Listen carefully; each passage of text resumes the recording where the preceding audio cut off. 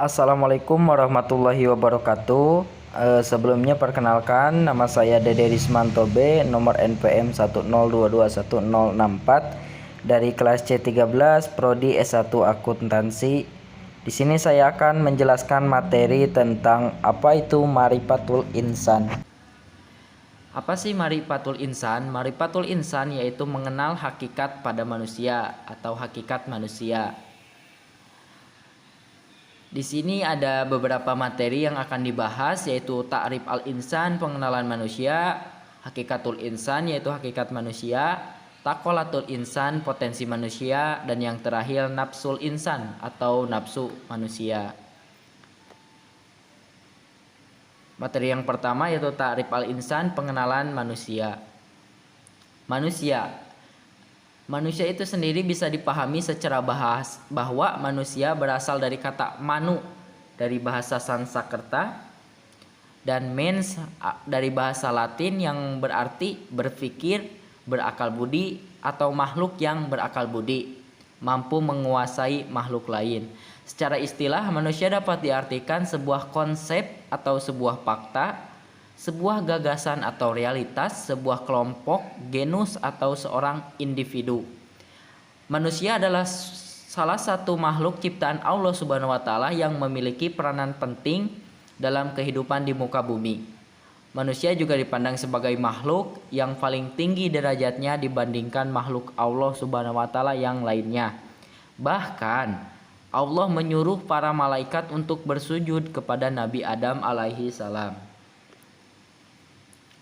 Allah menciptakan manusia dari dua unsur, yaitu unsur tanah dan unsur ruh. Unsur tanah dalam Quran surat Al-An'am ayat 2 yang artinya dialah yang menciptakan kamu dari tanah, kemudian dia menetapkan ajal kematianmu dan batas waktu tertentu yang hanya diketahui olehnya, namun demikian kamu masih meragukannya. Ruh dalam Quran surat As-Sajdah ayat 9 yang artinya kemudian dia menyempurnakannya dan meniupkannya ruh ciptaannya ke dalam tubuh dan dia menjadikan pendengaran, penglihatan dan hati bagimu, tetapi sedikit sekali kamu bersyukur. Unsur manusia ada kolbu yaitu hati. Secara syariah kolbu diartikan sebagai segumpal daging yang mana baik buruknya akan memberi dampak besar terhadap jasad seseorang. Yang artinya kolbu ini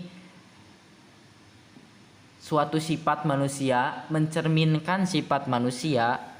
Jadi baik buruk manusia terhadap jasadnya dia tersebut, yaitu mencerminkan, kolbu ini mencerminkan sifat manusia tersebut. Yang kedua ada akal, menjadikan makhluk yang paling istimewa bagi manusia, karena dalam Quran surat Al-Hajj ayat 46 dijelaskan tentang akal.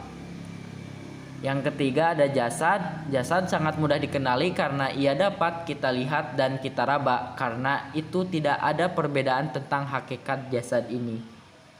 Jadi jasad itu bisa kita lihat dengan kasat mata dan bisa kita rasakan. Jadi ada bentuknya gitu jasad. Selanjutnya manusia dilahirkan ke muka bumi ini ada tugas dan amanah, yaitu al-ibadah, ibadah, dan al-khalafah, kepemimpinan di muka bumi. Selanjutnya ada hakikatul insan, hakikat manusia. Alal fitrah, berada di atas fitrah. Fitrah adalah sifat asal, kesucian, bakat dan pembawaan. Itu yang pertama. Manusia juga lemah dalam keadaan daif. Yang ketiga ada bodoh. Manusia diciptakan dalam keadaan jahil atau bodoh. Jadi Allah Subhanahu wa taala menciptakan manusia dalam keadaan bodoh. Yang terakhir ada fakir. Manusia juga diciptakan oleh Allah Subhanahu wa taala dalam keadaan fakir, yaitu butuh dan berkehendak kepada pemberinya. Artinya manusia ini butuh kepada Allah Subhanahu wa taala sehingga diciptakannya dia fakir. Jadi kita yang membutuhkan Allah, bukan Allah yang membutuhkan kita. Dimuliakan atau mukarom dengan ditiupkannya ruh manusia menjadi hidup, dan dia memiliki keistimewaan dari makhluk-makhluk yang lainnya. Selanjutnya dia ditundukkannya alam kepada dia, yaitu manusia sebagai pemimpin, khalafah, kepemimpinan. Di samping tersebut, manusia juga dibebani ibadah, yaitu taat kepada Allah dengan melaksanakan perintah yang baik berupa perbuatan maupun perkataan yang berupa lahir maupun batin. Manusia ini diwajibkan untuk beribadah. Kita garis bawahi, diwajibkan. Artinya manusia itu wajib. Artinya wajib jika dikerjakan mendapatkan pahala, dan jika ditinggalkan mendapatkan dosa. Itu bersifat wajib. Yaitu selanjutnya ada khalifah. Di antara tugas khalifatullah fil ardi ialah menegakkan hak dan keadilan di muka bumi, membersihkan alam ini dari perbuatan najis, syirik, fasik, serta meninggalkan kalimat Allah. Meninggikan kalimat Allah. Manusia bebas memilih. Allah Subhanahu wa taala telah menunjukkan kepada manusia bahwa jalan kebaikan dan jalan keburukan, dan telah diberikannya pula kepada mereka akal untuk membedakan mana yang baik dan mana yang buruk, sehingga ia dapat memilih yang baik untuk dikerjakannya dan yang buruk untuk ditinggalkannya. Allah Subhanahu wa taala tidak membebani manusia untuk terus berbuat baik, tetapi kembali kepada diri masing-masing, kepada manusia itu sendiri. Dan balasan atau pertanggungjawaban. Setiap perbuatan pasti akan mendapatkan pembalasannya atas apa yang telah dia perbuat.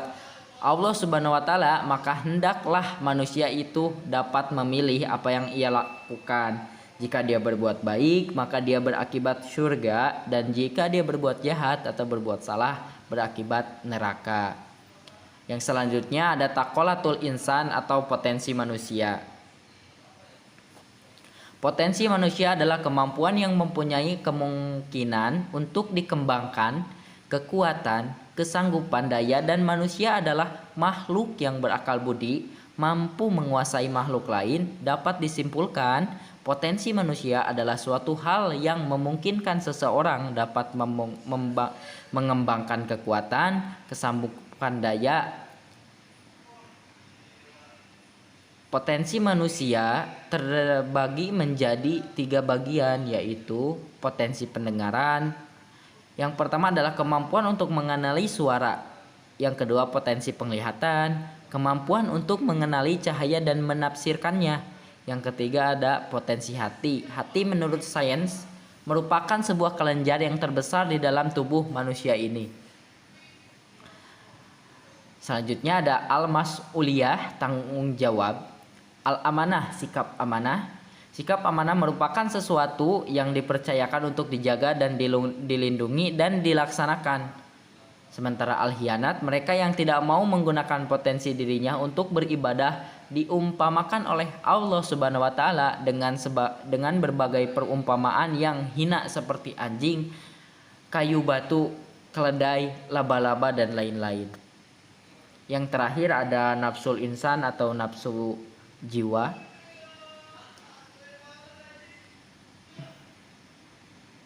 Definisi nafsu jiwa.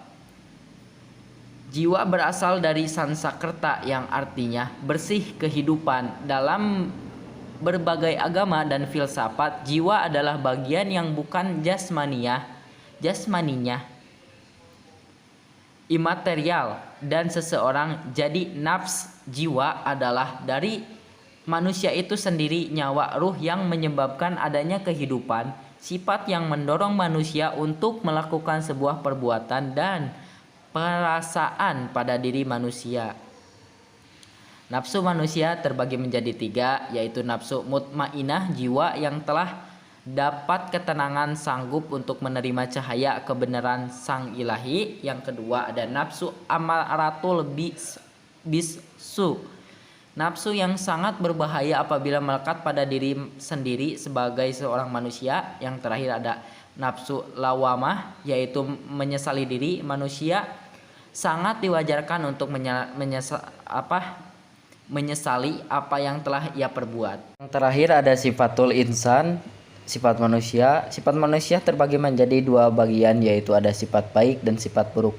Sifat manusia ini sangat ditentukan oleh intensitas dan efektivitas usahanya dalam melakukan tazkiyatun nafs. Jiwa manusia diberi dua jalan oleh Allah Subhanahu wa taala. Allah Subhanahu wa taala berfirman dalam Quran surat Al-Balad ayat 10 yang artinya, dan kami telah menunjukkannya dua jalan. Mungkin itu saja dari saya, selebihnya mohon maaf bila ada kesalahan.